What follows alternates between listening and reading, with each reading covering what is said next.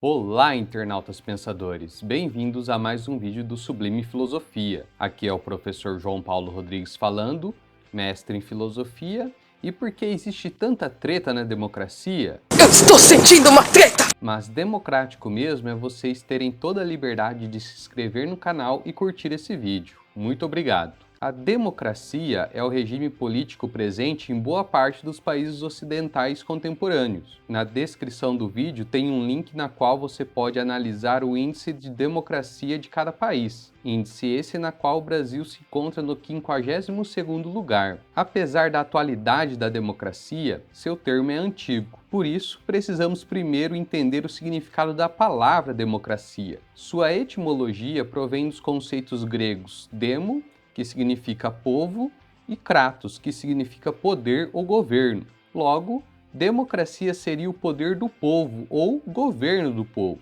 A democracia tem sua origem nas cidades-estados gregas há mais de 2 milênios, com auge na cidade de Atenas, sendo então uma das inúmeras influências que a Grécia Antiga nos proporcionou, despertando interesse até hoje. Solon, um dos fundadores da democracia grega, realizou uma grande reforma política em Atenas a partir de 594 a.C., eliminando a escravidão por dívidas, libertando os pequenos proprietários da escravidão, reestruturando as instituições políticas e dando direito ao voto aos trabalhadores livres, fazendo com que vários comerciantes conquistassem seu direito à participação política. Outro grande representante da democracia grega foi Péricles, que, desde 460 a.C., exercia grande influência na cidade de Atenas, devido à sua excelente oratória, grande caráter e habilidade política. Sua autoridade foi tão marcante que o período de seu governo foi chamado de Época de Péricles. O principal objetivo político de Péricles era transformar Atenas em uma democracia ideal, fazendo com que Atenas exercesse influência sobre toda a Grécia, mas este objetivo nunca foi alcançado. Por último, é interessante apontar também as grandes obras públicas realizadas em seu tempo, por exemplo, o Partenon, templo dedicado à deusa Atena e que está em pé até hoje. O filósofo Aristóteles trata a democracia como soberania popular, ou soberania do povo, na qual as leis prescritas pela própria sociedade é que trazem a liberdade e a igualdade, com limitações necessárias para o convívio em sociedade, tendo em vista que, se não houvessem as leis, a democracia viraria uma tirania. Portanto, a democracia aristotélica deve ser realizada conforme o que deliberam as leis, já que tais leis são expressões da própria sociedade, com a participação de todos os cidadãos em sua elaboração e realização. Por isso, todos devem agir de acordo com as leis. Porém, Aristóteles criticava a forma degenerada da democracia, quando essa não tratava da soberania do povo, mas da massa pobre que, tomando o poder, poderia privar os outros em nome de si. Platão também criticava a democracia, pois, além do regime democrático ateniense ter sido responsável pela condenação à pena de morte ao seu mestre Sócrates, Platão dizia que na democracia muitas pessoas despreparadas ocupavam certos cargos políticos, sem saber ao certo qual era a sua função em tal posição pública. O que é que faz um deputado federal? Na realidade, eu não sei. Mas vote em mim, que eu te conto. A democracia grega tinha como pilar a participação de todos os cidadãos livres nas decisões políticas. Mas, apesar da democracia grega excluir as mulheres, os escravos e os estrangeiros das decisões políticas, sua experiência foi importante, pois trouxe a possibilidade de um sistema político na qual a população tinha o direito a governar a si mesma, influenciando as atuais democracias. Na modernidade, a prática democrática não consegue mais se desenvolver de modo direto, tendo em vista a complexidade das sociedades e das instituições, devido ao aumento da escala espacial, agora com a ideia de nações e países. Assim sendo, a forma mais aceita da democracia moderna é a representativa, na qual a ação de governar e legislar é realizada através de um grupo de representantes que são escolhidos pelo povo através da maioria dos votos, devendo representar assim a vontade e o interesse dos cidadãos. Mentira! Com o objetivo de evitar a concentração e o abuso de poder, esses representantes devem ser eleitos por períodos limitados, com a alternância de representantes de tempos em tempos, além de dividir as funções legislativas, executivas e judiciais, para que assim ocorra um equilíbrio entre os poderes políticos.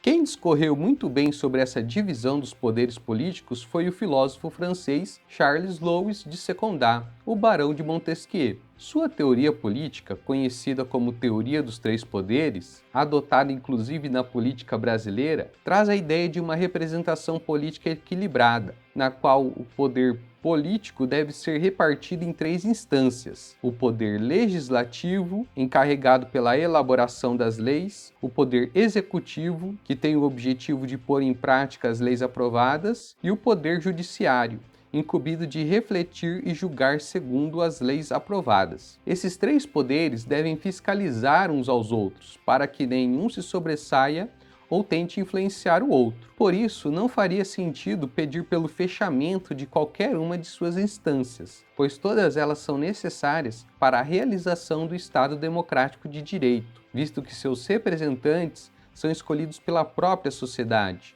através da participação política de todos os cidadãos. A democracia se torna, em nossos tempos, uma forma importante de governo, pois ela é o que garante os direitos à cidadania, ao contrário das formas totalitárias e ditatoriais de governo. Tais direitos são os direitos civis, como a liberdade de expressão e a liberdade de imprensa, os direitos políticos, como o direito ao voto, e os direitos sociais, como o acesso à saúde e à educação. Portanto, aqueles que atentam contra a democracia cometem uma contradição, pois usam os seus direitos para pedir a anulação dos seus direitos. Outra característica muito importante da democracia é a de que as decisões tomadas pela maioria não podem ameaçar os direitos básicos da minoria. Portanto, os representantes políticos não podem retirar direitos das minorias, pois os políticos escolhidos pela maioria devem representar todos os cidadãos, sem distinção de qualquer natureza, seja de religião,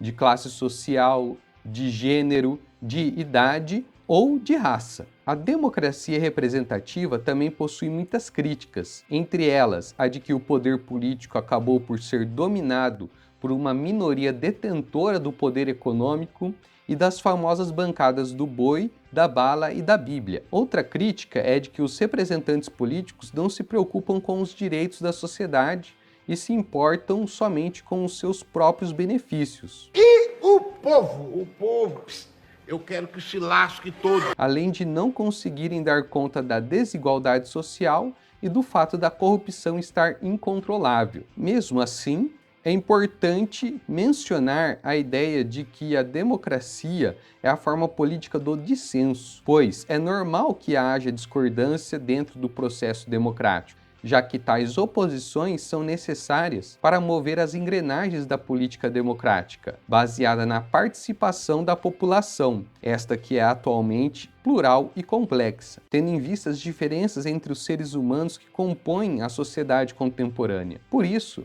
deve existir o respeito mútuo entre todos os cidadãos que convivem em uma democracia, tentando assim construir um projeto de sociedade que envolva os indivíduos por completo, pois é no diálogo pacífico entre as divergentes opiniões que se constroem os direitos para todos, com liberdade e igualdade, seja você sendo destro, canhoto ou ambidestro. Pessoal, links e referências estão na descrição do vídeo. Quem gostou, por favor, se inscreva no nosso canal, ativa o sininho para novas notificações, compartilhe esse conhecimento e dá aquele joinha maroto para consagrar o vídeo. Opiniões e sugestões para os próximos vídeos podem ser apresentadas nos comentários. Muito obrigado a todos e, como diria o filósofo intergaláctico, busque conhecimento.